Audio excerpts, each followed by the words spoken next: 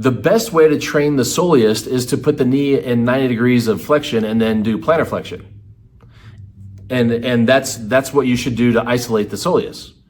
Well, genius, the reel was not about isolating the soleus. I didn't say that the best way to isolate the soleus is to do squats and lunges. What I said was, when you do squats and lunges, you're going into knee flexion, which recruits the soleus to help you get into knee flexion and dorsiflexion, which in this case, when you're talking about ankle sprains, these people lack dorsiflexion. So rather than trying to move them, mob them, do whatever, stretch them into dorsiflexion, what you should be doing is assessing the soleus for neuromuscular function. When it shows inhibited, you should reverse it and reestablish normal neuromuscular facilitation, which will increase knee flexion and dorsiflexion for the long term because you've reestablished normal neuromuscular function rather than just doing stretching and mobs, which does nothing once the patient leaves the clinic. Okay? So if I would have said, hey, if you're a competitive plantar flexor with your knee in flexion, the best way to increase your strength for your competitions where you go sit on a bench and do plantar flexion with your knee flexed is to do squats and lunges, I would be wrong. What I should say for those people that compete in that, which by the way doesn't exist, is to sit there on the Soleus machine and just do plantar flexion. Okay? We are talking about muscle function. Muscles do not function by themselves. So trying to put a patient in a position where you are getting a muscle in isolation is not doing them any favors.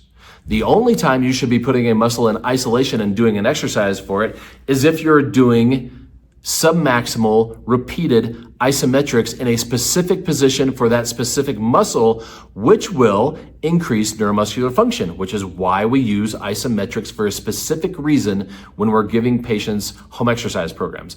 I have never given a patient a seated plantar flexion exercise for their soleus because I wanted to isolate their soleus, because that has absolutely nothing to do with anything. Okay? My favorite one is when people say, well, you're just doing this to show off and make things complicated. No, what I'm actually doing is reminding you that you should know this. And from the comments in the comment section, most people don't even understand this to begin with. It's not even a review. All I'm doing is putting this out there so you review and remember when you're working with these patients, don't forget about this.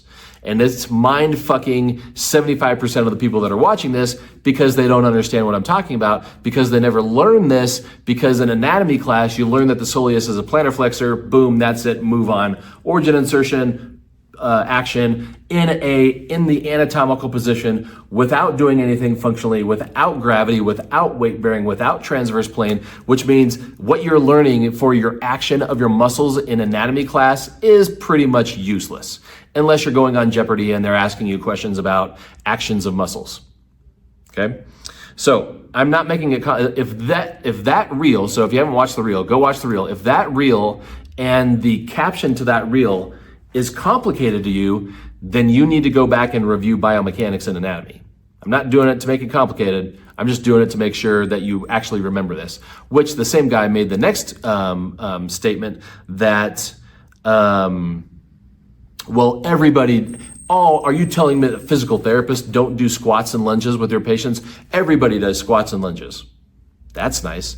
The important thing is to know why you're doing squats and lunges. And so if I came into your clinic and you had an ankle sprain patient that lacked dorsiflexion and you were doing squats and lunges and I said, why are you doing that? And your answer is, well, don't you know? We always do that. Golly, the handout said it. That means you don't know what the hell you're doing. Okay, so it's not important to do the exercise. The important thing is to understand why you are doing the exercise. And if you don't know why you're doing the exercise, and the only reason why you're doing the exercise is because somebody told you, that's what the protocol says, that's what the handout says, that's what you saw somebody else do, you need to stop treating patients and go figure out why you're doing what you're doing. I never do anything with a patient without thinking about, this is the purpose of what I'm going to do with this patient. That's why patients get better. When you don't think about what you're doing and you just follow what everybody else is doing, and most of what everybody else is doing is pure fuckery, that's when you screw your patient over. That's when your career goes downhill, because you don't know what you're doing. You're just going through the motions, and your patients figure that out, and that's why they don't come back. And then somebody else said, well, if you're in an anatomy class, if you're teaching an anatomy class, are you going to teach them that the soleus's primary function is knee flexion? And I would say yes. I would say, okay, so if you're going to get asked a question on a trivia show or on boards, what the function of the soleus is in some kind of anatomical position, floating man on a chart, you're going to say plantar flexion. So this is what I teach my students that are coming through as PT students and they're doing their rotation. Here's the answer that you're going to have to regurgitate on a test, which is wrong. Here's the correct answer, which is what you're going to use in the clinic. So understand, clinical skills are not the same as educational regurgitation on a test. Two different things. So understand what you have to regurgitate on the test to pass the test, but then understand once you pass the test, you can forget that and you can start thinking like a clinician. So that's the takeaway from that. So once again, if you didn't see the reel, go watch the reel, take a look at the comments. I tried to be nice. I tried to help people out and be as nice as I could, explaining my position, that I'm talking about function. I'm not talking about floating man chart, that I'm talking about what really happens when people do an exercise and we have a closed chain environment, and we're talking about eccentrically loading a joint to get in a position either of knee flexion or dorsiflexion. So that's where I'm coming from. Not coming from competitive plantar flexion soleus lifters, which doesn't exist. So you don't need to be putting people on the little soleus calf raise machine. Now, if you have a healthy population and they're going to do that stuff because they want to work on soleus strength, which I don't work on strength with people in the clinic. People in the clinic don't have facilitation. So until they have facilitation, I would not go and try to work on strength. It's facilitation. It's reinforce the facilitation so we break their compensation patterns. Then it's work on muscle endurance, because if that muscle has been inhibited for long enough, now the muscle doesn't have endurance, so we have to work on endurance before strength.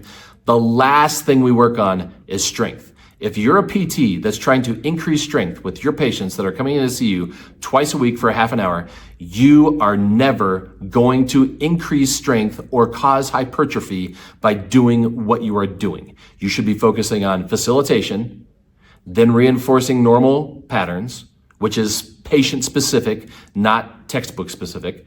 Then you should be working on muscle endurance. Then you should be working on strength. So by the time they get to the strength component, you probably already discharged them. They're probably already gone. So you're not working on hypertrophy with any of your patients. Don't forget that. So watch that.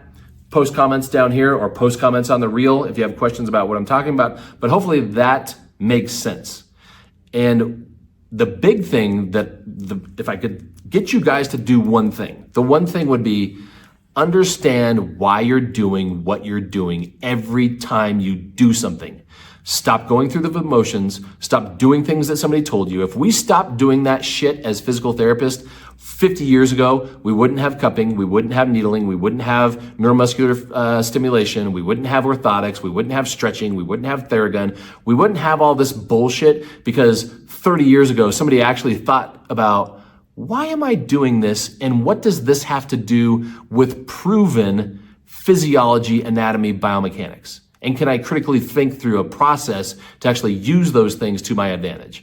That's my take-home message. Think about everything that you do in the clinic. And if you can't rationalize a reason why you're doing it, stop doing it and figure out why.